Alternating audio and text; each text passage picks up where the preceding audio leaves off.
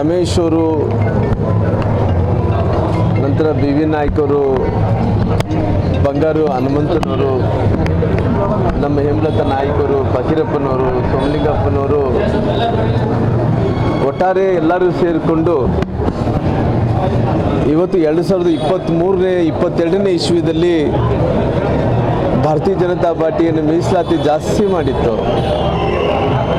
S C ಜನಾಂಗಕ್ಕೆ 17%, S T ಜನಾಂಗಕ್ಕೆ 7% ಏನು ಮಾಡಿತ್ತು.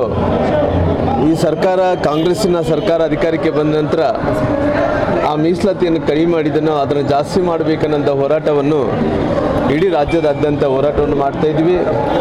ಮೈಸೂರು ಆಗಿದೆ, ನಂತರ ರಾಯಚೂರಿಂದ ದಾವಣಗೆರೆಯಿಂದ ವಿಜಯನಗರ ಜಿಲ್ಲೆಗೆ ಇವತ್ತು ಬಂದು ಇದೇ ಮೀಸಲಾತಿ ವಿಚಾರದಲ್ಲಿ ಕೂಡ ಚರ್ಚೆಯನ್ನು ಕೂಡ ಮಾಡೋಂಥ ಕೆಲಸ, ಸಮುದಾಯಕ್ಕೆ ಇವತ್ತು ಅರ್ಥ ಮಾಡಿಸೋಂಥ ಕೆಲಸ ನಾವೆಲ್ಲರೂ ಸೇರಿ ಮಾಡೋಂಥ ಕೆಲಸ ಮಾಡ್ತಾಯಿದ್ವಿ. ಅದಕ್ಕೋಸ್ಕರವಾಗಿ ಇವತ್ತು ಈ ಸಮಾವೇಶ ನಡೀತಾ ಇದೆ. ಇವತ್ತು ನಿನ್ನೆ ನಾನು ಏನು KPCC ಅಧ್ಯಕ್ಷರು ಪದಗ್ರಹಣ ವಿಚಾರದಲ್ಲಿ ಏನು ಆ ಕಾರ್ಯಕ್ರಮದಲ್ಲಿ ನಡೆಯುವಂಥ ಟೈಮಲ್ಲಿ ಒಂದು ಕಡೆ CM ಅವರು, ಒಂದು ಕಡೆ DK ಅವರು, ಒಂದು ಕಡೆ ವೇದಿಕೆಯಲ್ಲಿ ಫೈಟಿಂಗ್ ನಡೀತಾ ಇತ್ತು. DK ಮತ್ತು ಏನು BK ಅವರು ಜಗಳ ಆಗುವಂಥ ಟೈಮಲ್ಲಿ ವೇದಿಕೆಯಲ್ಲಿ ಒಂದು ರೀತಿ ಅವರು ಹೇಳಿದಂಥ ಮಾತುಗಳು, ಇವತ್ತು ಪಾರ್ಟಿ ಸಂಘಟನೆ ಮಾಡೋಂಥ ವಿಚಾರ ಬಂದಂಥ ಟೈಮಲ್ಲಿ ಅವರು ಹೇಳಿದಂಥ ಮಾತುಗಳೇನಂದ್ರೆಗಿನ ಹಣ ಇದ್ದಂಥವ್ರ ಜೊತೆಲಿ ಅಧಿಕಾರ ಹೋದರೆ, ಇನ್ನು ಹಣ ಇದ್ದಂಥವರು ಅಧಿಕಾರವನ್ನು ಪಡ್ಕೊಂಡ್ರೆ ಕಾಂಗ್ರೆಸ್ ಪಕ್ಷದ ನಾಯಕರು ಎಲ್ಲರೂ ಕೂಡ, ಕಾಂಗ್ರೆಸ್ ಪಕ್ಷದ ಕಾರ್ಯಕರ್ತರು ಯಾರು ಸರೆಂಡರ್ ಆಗಬಾರ್ದು ಅನ್ನೋಂಥ ವಿಚಾರವನ್ನು ಕೂಡ ವೇದಿಕೆ ಮೇಲೇ ಇವತ್ತು KPCC ಅಧ್ಯಕ್ಷರು ಪ್ರಸ್ತಾಪನೆ ಮಾಡೋಂಥ ಕೆಲಸ ಮಾಡಿದ್ದಾರೆ. ಬಹುಶಃ ಅದರ ಅರ್ಥ ನೋಡ್ತಾ ಇದ್ರೆ ಒಂದು ಸಾರಿ ಶಿವಕುಮಾರ್ ಅವರು ಹಣದ ಅಹಂನಿಂದನೇ ಇವತ್ತು ಈ ರಾಜ್ಯದ ಮುಖ್ಯಮಂತ್ರಿ ಆಗಿದ್ದಾರೆ. ಅದಕ್ಕೋಸ್ಕರವಾಗಿ ಪರೋಕ್ಷವಾಗಿ ಅವ್ರು ಹೇಳಿದಂಥ ಮಾತೇನೆಂದರೆ, ಹಣ ಇದ್ದಂಥವ್ರ ಜೊತೆಲಿ ಹೋದರೆ ನಮ್ಮ ಪಾರ್ಟಿನೇ ಮುಂದಕ್ಕೆ ಸರೆಂಡರ್ ಆಗ್ಬೋದು ಅನ್ನೋಂಥ ರೀತಿಯಲ್ಲಿ ಅವ್ರು ಹೇಳೋಂಥ ಕೆಲಸ ಕೂಡ ಮಾಡಿದ್ದಾರೆ.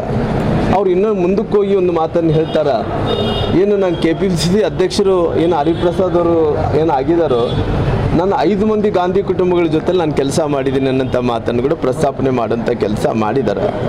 ಬಹುಶಃ ಅದು ನೋಡಿದಂಥ ಟೈಮಲ್ಲಿ DK ಶಿವಕುಮಾರ್ ಅವರೇ, ನಿನಗೆ ನಾನು ನಿನ್ನನ್ನು ಲೆಕ್ಕಲ್ಲಿ ಇಟ್ಕೊಂಡಂಥ ಇಲ್ಲ, ಲೆಕ್ಕಕ್ಕಿಲ್ಲ ನೀನು ಅನ್ನೋಂಥ ರೀತಿಯಲ್ಲಿ ಅವರು ಪ್ರಸ್ತಾಪನೆ ಮಾಡೋಂಥ ಕೆಲಸ ಮಾಡಿ ಇಂಡೈರೆಕ್ಟ್ ಆಗಿ ಇವತ್ತು DK ಶಿವಕುಮಾರ್ ಅವರಿಗೆ ನಾನು ಕೂಡ ಒಬ್ಬ ದೊಡ್ಡ ಲೀಡರ್ ಇದ್ದೀನಿ, ಇವತ್ತು ನಾನು ಕೂಡ 5 ಮಂದಿ ಗಾಂಧಿ ಕುಟುಂಬಗಳ ಜೊತೆಲಿ ಕೆಲಸ ಮಾಡ್ಕೊತ ಬಂದೀನಿ, ನಾನು ನಿನ್ನನ್ನು ಲೆಕ್ಕಿಡೋದು ಬೇಕಿಲ್ಲ ಅನ್ನೋಂಥ ರೀತಿಯಲ್ಲಿ ಕೂಡ ಹೇಳೋಂಥ ಕೆಲಸ ಮಾಡಿದ್ದಾರೆ. ಇವತ್ತು ಈ ನಿನ್ನೆ ನಡೆದಂಥ ಪದಗ್ರಹಣ ಕಾರ್ಯಕ್ರಮದಲ್ಲಿ DK ವರ್ಸಸ್ಸು BK ಇತ್ತಾಗಲಿ ಬೇರೆ ಯಾವುದೇ ರೀತಿಯಲ್ಲಿ ಕೂಡ ಕಾರ್ಯಕ್ರಮ ನಡೆದಿಲ್ಲ. ಒಂದು ರೀತಿ ಅವರು ಮಾತಾಡೋಂಥ ಒಂದು ಧಾಟಿದಲ್ಲಿ ಅವ್ರು ಹೇಳ್ತಾ ಇದ್ರು, RSS ಅವ್ರಿಗೆ ಧೈರ್ಯ ಇಲ್ಲ ಅನ್ನೋಂಥ ಮಾತನ್ನು ಹರಿಪ್ರಸಾದ್ ಅವರು ಹೇಳ್ತಾ ಇದ್ರು. ಇವತ್ತು ಅವರು ನಮ್ಮ RSSನ ಧೈರ್ಯದ ಬಗ್ಗೆ ಅವ್ರಿಗೆ ನಮಗೇನು ಸರ್ಟಿಫಿಕೇಟ್ ಕೊಡೋದು ಬೇಕಾಗಿಲ್ಲ. ಬಹುಶಃ ನಾನು KPCC ಅಧ್ಯಕ್ಷ ಅಂತ ಹರಿಪ್ರಸಾದ್ ಅವರಿಗೆ ಸವಾಲನ್ನು ಹಾಕ್ತೀನಿ, ಏನಪ್ಪ ನಿನ್ನ ಜೀವನ ಉದ್ದಕ್ಕೂ ಕೂಡ ನಿನ್ನ RSS ಧೈರ್ಯದ ಬಗ್ಗೆ ನೀನು ಮಾತಾಡ್ತಾ ಇದ್ರಲ್ಲ, ನೀನೇನು RSS ಧೈರ್ಯದ ಬಗ್ಗೆ ಸರ್ಟಿಫಿಕೇಟ್ ಕೊಡೋದು ಬೇಕಾಗಿಲ್ಲ. ನಿನ್ನ ಜೀವನ ಉದ್ದಕ್ಕೂ ಕೂಡ ಇವತ್ತು ಯಾವುದೇ ಕ್ಷೇತ್ರದಲ್ಲಿ, ಯಾವುದೇ ಗ್ರಾಮ ಪಂಚಾಯತ್ ಹಿಡ್ಕೊಂಡು ವಿಧಾನಸಭೆ ತನಕ ಕೂಡ ಸ್ಪರ್ಧೆ ಮಾಡಿ ಜನರಿಂದ ಆಯ್ಕೆಯಾಗಿ ಗೆಲ್ಲಿ, ಅವಾಗ ನಿನ್ನ RSS ಧೈರ್ಯದ ಬಗ್ಗೆ ನಿನ್ನ ಹೇಳೋಂಥ ಕೆಲಸ ಆಮೇಲೆ ಮಾಡುತ್ತೆ.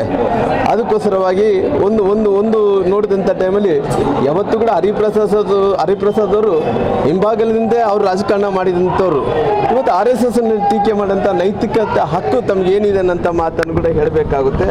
ನಿಮ್ಮ ಧೈರ್ಯವನ್ನು ನೋಡಿದಂಥ ಟೈಮಲ್ಲಿ ಇವತ್ತು ಬಹುಶಃ ನೀವೆಲ್ಲರೂ ಕೂಡ ಇವತ್ತು ನಿಮ್ಮ ಈ ರೀತಿ ಹೇಳಿಕೆಗಳನ್ನು ನೋಡಿದಂಥ ಟೈಮಲ್ಲಿ ಒಂದು ಅಸಹ್ಯವಾದಂಥ ಹೇಳಿಕೆಗಳನ್ನು ಕೂಡ ಕೊಡೋಂಥ ಕೆಲಸ ಕೂಡ ಮಾಡಿದಿರಿ. ಜೊತೆಲಿ ಇವತ್ತು ಚರ್ಚೆ ಆಗ್ತಾರಂಥದ್ದೇನು,